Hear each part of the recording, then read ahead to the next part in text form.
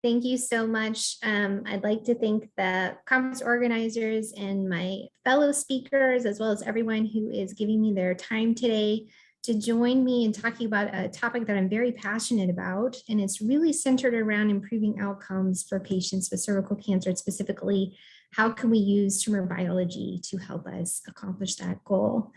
I'd like to start out just by briefly visiting where we are with research funding for cervical cancer in general. And I'd like to draw your attention to the right-hand slide, bar graph on this slide, which shows that sort of in general terms, the amount of funding that we have for cervical cancer research in general, it's pretty low. It's pretty underrepresented in the budget of the NIH as a whole and at the NCI.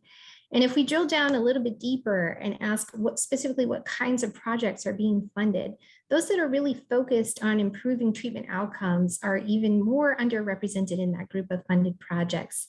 And even in addition to this, the type of research around cervical cancer tumor biology and how you end up with a tumor to begin with is also underfunded. So what I want to pose to you, and hopefully I'll convince you through my talk today, is that these are lost opportunities that if we could increase our funding specifically in these areas, we could definitely improve outcomes for our patients.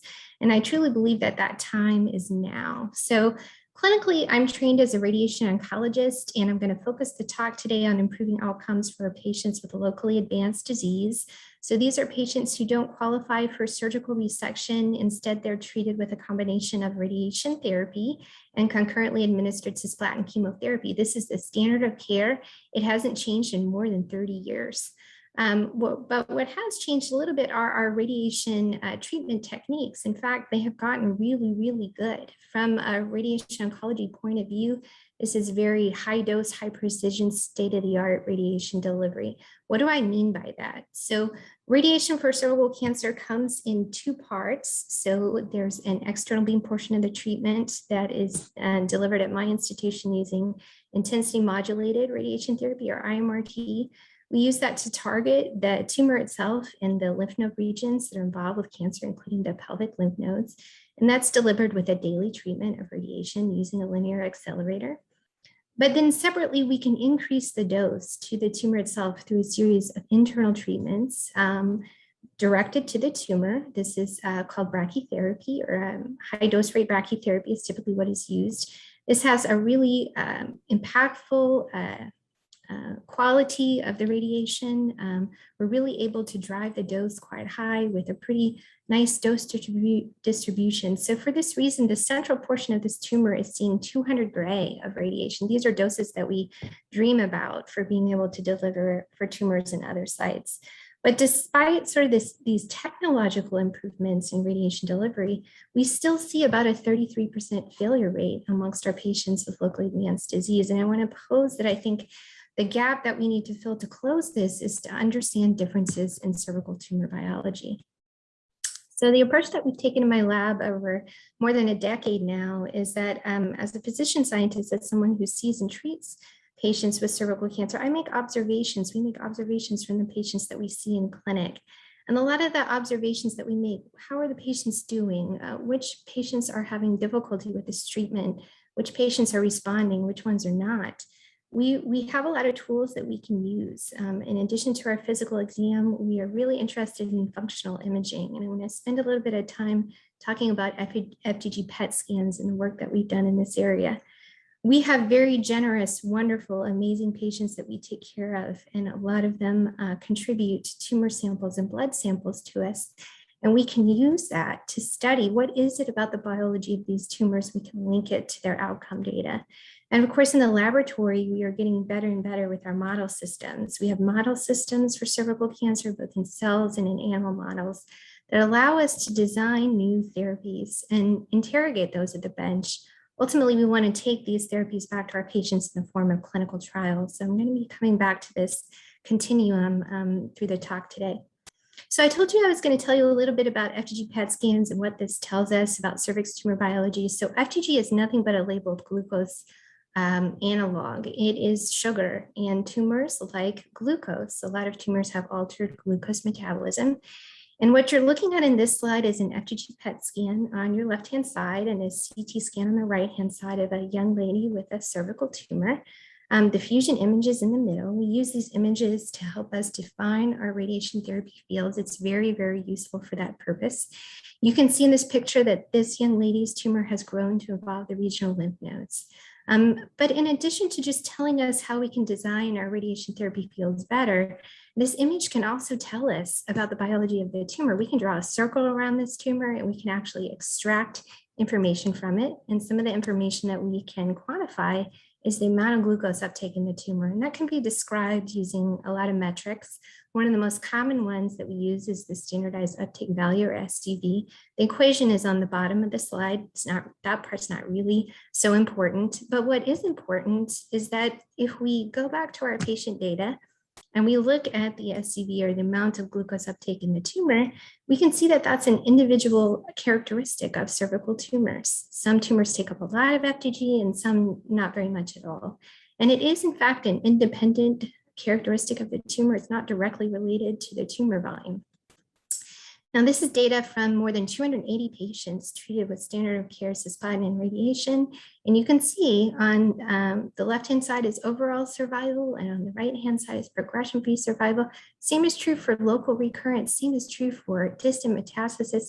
Patients whose tumors take up a lot of glucose at the first beginning have inferior outcomes. So what does that tell us about the tumor biology, and how can we take advantage of that? How can we improve outcomes for these patients? If we come back after cisplatin and radiation, we take another PET scan, we can qualitatively describe what's happening in that tumor. And it turns out that that's a really good predictor for how patients are going to do in the long term. So this is a FDG PET scan, a fusion image in the middle here of a young lady with a cervical cancer. And we treated her with platinum and radiation, and she came back 3 months later and she had the PET scan on your right-hand side, completely negative. That's what we call a complete metabolic response. That happens to about 70% of our patients, and these patients have excellent long-term outcomes. This is a similar patient with a similar sized tumor. She's going to receive the same type of treatment. We treat everyone the same. We don't personalize that treatment in any way. And she comes for a 3-month follow-up PET scan, and you can see the outcome on the right-hand side. She has a small residual focus of abnormal FDG uptake in the pelvis. This can happen in the cervix, it can happen in the lymph node, and these patients have intermediate survival outcomes. It turns out that some of these are a signal of cancer that is left over. Some of them are false positives. If you can get biopsy confirmation that the cancer is still there, you could use that information to deliver additional treatment. Now, in this case, I'm showing you a PET image of a young lady who came to our clinic with a relatively small FDG-avid primary cervical tumor. It's the tiny black dot on top of the larger black dot that I'm showing you with my cursor. This is her tumor here. This is bladder activity. This is normal. This is cardiac activity here. This is also normal. There's no evidence that her cancer has spread anywhere else in her body, to her lymph nodes, to any other sites. She has a relatively small tumor, not a whole lot of other bad features on her pathology. We think we're going to hit a home run. Okay, we're going to treat her with platinum and radiation, and that's what we did. And unfortunately, she came back for her 3-month post-therapy scan, and this is what it looked like. Okay, this is devastating. This is devastating to have to share with patients. It's devastating as a practitioner to go through everything that's related to platinum and radiation and have this outcome is not what we want. And I think also too, what it shows is that even though we treat these tumors all the same, clearly their biology is different, and the biology of how they're responding to the current treatment is different. So if we revisit sort of our circular slide from the beginning, what have we done since then? Well, we started looking at these images in 2007, collecting and analyzing tumor specimens from patients for whom we had their images in 2012. We went back to the model systems at the bench. We interrogated every cell model system that we could. We engineered them. We took away their genes. We upregulated genes. We gave them all kinds of different treatments. We targeted glycolysis. We targeted glutamine metabolism. And just now in 2017, so 10 years later, do we have a pretty good idea of the type of clinical trial that we want to run? We've had a lot of success here, but what I want to emphasize on this slide is the amount of time that it took to get there. I had the privilege to be funded actually by the NIH Birch Scholar Program, operated by our very own Office of Research in Women's Health, as a K-12 scholar, and that's how my lab got started. And then I had the privilege of receiving an R01 afterwards. Without this kind of funding from the NIH, this really would not be possible. So I want to express my thanks and gratitude. Just briefly, I want to show the data. We're not going to dwell on it, but I want to highlight the work of Rashmi Ramachandran, who's an incredibly talented postdoctoral trainee in my lab, who pioneered this work. And after many, many experiments, we are now able to say that we think an oral pill that inhibits glutaminase might be a good choice for these types of tumors that take up a lot of glucose and resist radiation. We can show that in cell lines, and we can show it in animal models. And we're just now getting ready to move forward with phase 1 and phase 1/2 clinical trials. So I want to cover, I want to move on from that example of what we can do if we have funding and resources in the lab, and we think about things and what we can find from images and tumor specimens. The future is really about personalized medicine. And the time to do this is now. Why? Because we know so much more about the genomics and protein expression that's happening in these tumors. And a lot of this has come from the significant efforts made by the Cervical Cancer TCGA project. But I want to also mention that it's not just about the tumor gene mutations and gene expression that we can understand at the time of diagnosis. It's also about the HPV itself. So HPV is very interesting in terms of its genotype and gene expression. Not all HPVs are created equal. And I'm going to show you some data about that from my lab in the next few slides. There are a lot of prognostic gene expression signatures out there, some of which are very interesting. And the authors have posed at least that they could be applied in theory across many types of cancers. These are the types of gene signatures that are worthwhile to test in clinical trials. And the speaker you're going to hear from next, who is my close friend and colleague for many years now, Janet Rader, has made some interesting contributions lately, really interesting stuff about how proteomics could be used, especially for patients with advanced cancers. This is just an example of what the TCG is telling us. And really, it's not about dwelling on the individual details of the data, but just to demonstrate that this data that we are receiving is incredibly rich. There are a lot of suggestions here. There are a lot of signals that we want to follow up in the lab. And if we understand this appropriately, we'll be able to better tailor our treatments. This is Fiona Ruiz. She is an incredibly talented graduate student who completed her thesis work in my lab. And for her thesis, what we did was, cataloging studies of mutations are very interesting, but what we really want to do is look at a population of patients that are uniformly treated, and we want to prospectively collect their outcomes and go back to their biological information and understand what was different at the first beginning, what could have we done differently. How did the patients who responded poorly, what did their tumors look like? And that's what Fiona did for her thesis project. We had a prospective collection from our wonderful patients that we treat here in St. Louis. They give us pieces of their tumor in their blood, and Fiona sequenced their tumors. She did a detailed study of the tumor mutations, but also the differences in HPV. And I just want to show you a little bit of her work here. It turns out that in cervical cancer, just like in oropharyngeal cancer, if you have HPV-16 type genotype in your tumor, you have a favorable outcome to standard of care cisplatin and radiation. That's more favorable compared to non-16 genotypes or to patients whose tumors no longer express HPV-related genes.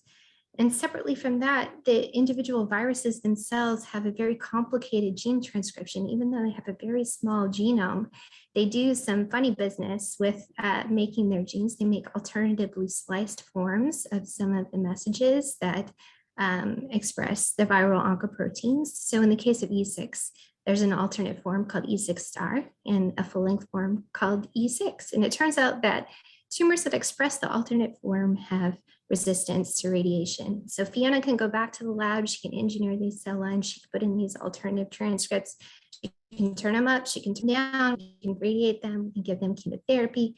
It turns out that the E6 star overexpressing cells become senescent when they're exposed to platinum and radiation. There's a new class of drugs, senolytics, new on the market, worthwhile to test in tumors that overexpress this transcript because we think that's their mechanism of treatment resistance. Different situation if there's no E6 star and there's only E6 overexpressing cancers. These cancers are really good at DNA repair. So is this the right opportunity to use a DNA damage response inhibitor? And could we really use what's happening with the virus to help us personalize our treatment? And I think the answer is yes.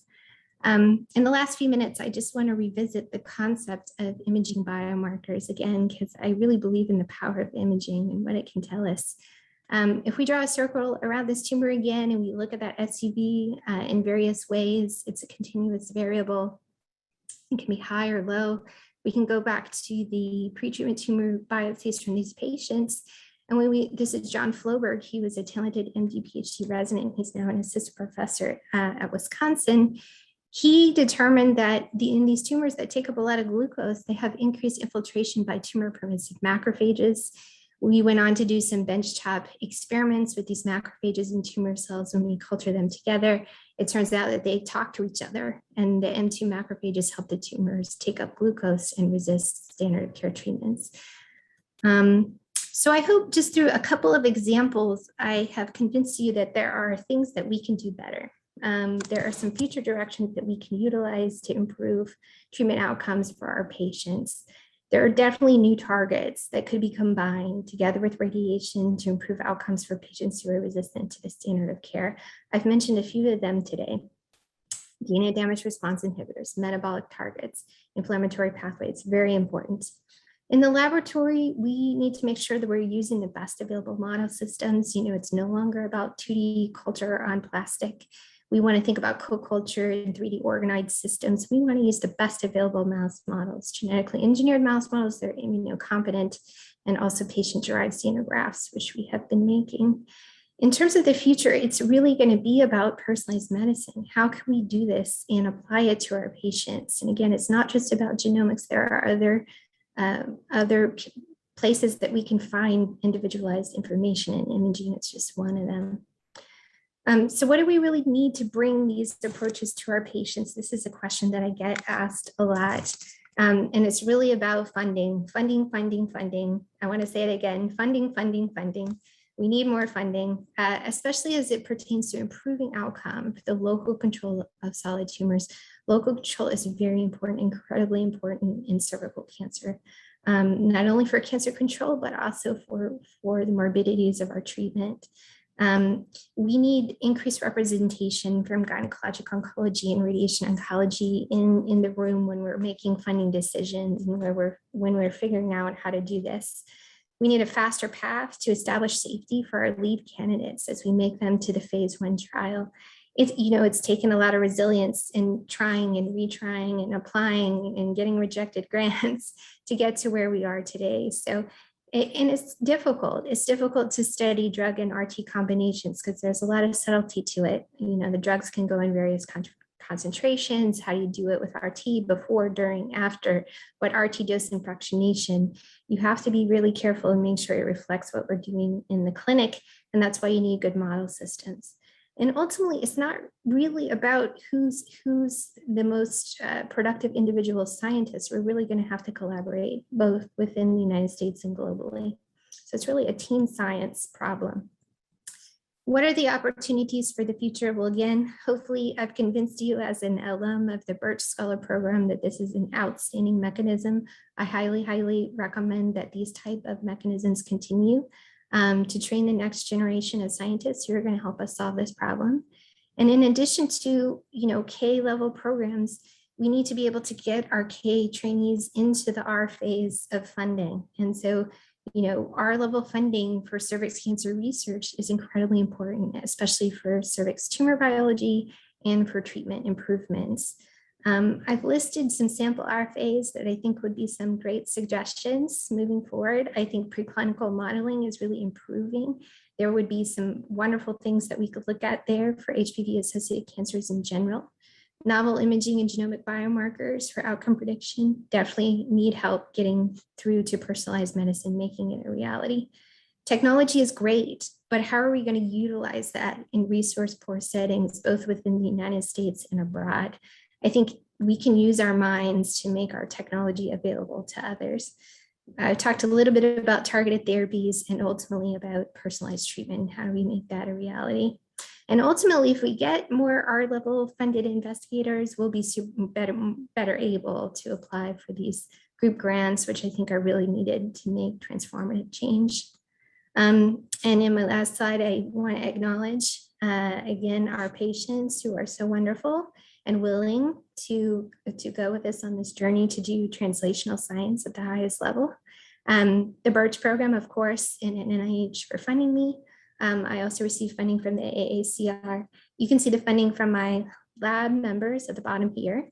And here is a picture of everyone who did the work. Today we talked about Rashmi and John and Fiona's work. And I will stop there.